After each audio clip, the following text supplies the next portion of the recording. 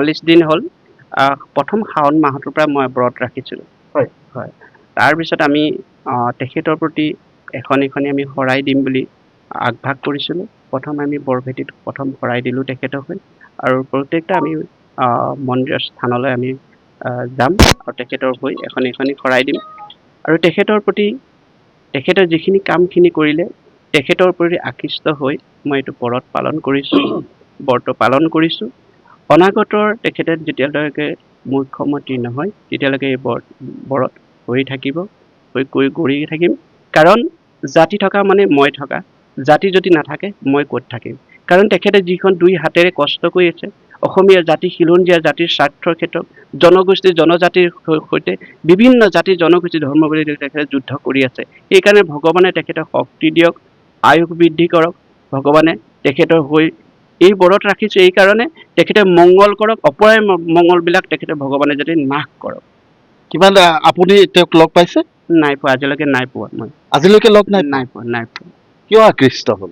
মই তেখেতৰ প্ৰতি আকৃষ্ট হ'ল কি তেখেতৰ কামৰ প্ৰতি, তেখেতৰ যিখিনি কামখিনিৰ ওপৰত সেইখিনিৰ ওপৰত মই আকৃষ্ট হ'লোঁ। তেখেতৰ ভাবা চিন্তা এনেকুৱা অসমৰ হয়তো মুখ্যমন্ত্ৰী আৰু নোলাব ভৱিষ্যতত।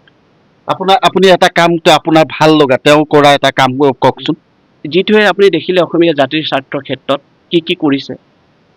অসমীয়া স্বাৰ্থৰ ক্ষেত্ৰত জাতিৰ স্বাৰ্থৰ ক্ষেত্ৰত গঠনমূলক হিচাপে কাম বিভিন্ন ধৰণৰ কৰিছে তেখেতে।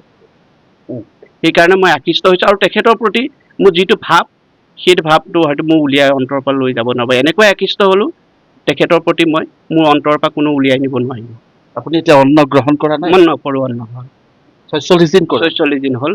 মোক কিন্তু এটা কথা ক'ব লাগিব, আমাৰ এই সৰ্বে ৰাইজ যিহেতু শ'লমাৰ ৰাইজ, আমাৰ 44 নং যি দাদাসকল আছে বুথ কমিটিৰ পৰা ধৰি লৈ আমাৰ যি বিভিন্ন দল সংগঠন ইয়াত বুলি নহয়, বিভিন্ন ইয়াত আপুনি জাতি জনগোষ্ঠীৰ পৰা ধৰি লৈ সমূহ ৰাইজ ইয়াত দল বুলি নহয় সমূহ ৰাইজ আহি মোক যেনেকৈ প্ৰয়াণ কৰিছে, মোক যেনেকৈ তেখেতলোকে থিয় হৈছে, হয়তো মই জীৱনত এনেকুৱা মই পাহৰিব নোৱাৰোঁ। সেইকাৰণে মই তেখেতলোকৰ বেছি সাহস পাইছোঁ, সেইকাৰণে মই দুগুণ সাহস পাইছোঁ আৰু মই ব্ৰতটো ৰাখি যাম।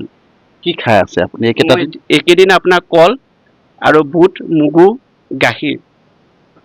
কিমান দিনলৈকে ৰাখিম? এইটো মই মুখ্যমন্ত্ৰী যেতিয়ালৈকে নহয় তেতিয়ালৈকে মই এইটো ৰাখিম। আকৌ মুখ্যমন্ত্ৰী তেখেতে হ'বই তেখেতে, কাৰণ কেলে অসমৰ জনগণৰ ৰাইজে ইতিমধ্যে সিদ্ধান্ত লৈছে, অসমৰ ৰাইজে এটা মধ্যে লৈছে যে জাতি থকা মানে আমি থকা। সেইকাৰণে তেখেতৰ ওপৰত ভগৱানে শক্তি দিয়ক। মোৰ এইটোৱে মংগল, ভগৱানৰ ওচৰত সদায় দিন মই তেখেতক পুৱা গধূলি তেখেতৰ ওচৰত মই চাকি জ্বলাওঁ, তেখেতে ভগৱানৰ ওচৰত মই চাকি জ্বলাওঁ। ভগৱানৰ হৈ মই তেখেতৰ ওচৰত আচলতে মাগিছোঁ যে প্ৰভু যে আপুনি তেখেতক মংগল কৰক।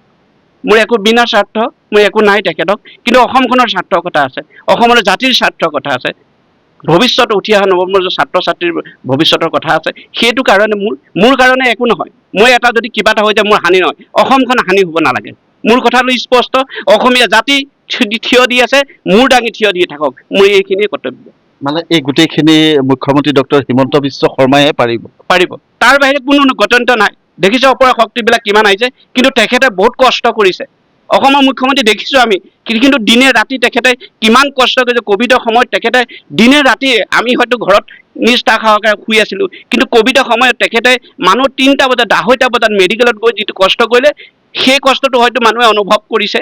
তেখেতৰ কাৰণে প্ৰাণ পাই উঠিলে ক'ভিডৰ সময়তো। সেইকাৰণে মই ভাবোঁ যে মোৰ মহেন্দ্ৰ চেতিয়া এজন যদিও কিবা এটা হৈ যায় ক্ষতি নাই, কিন্তু অসমখনৰ ৰাইজৰ যাতে ক্ষতি হ'ব নালাগে।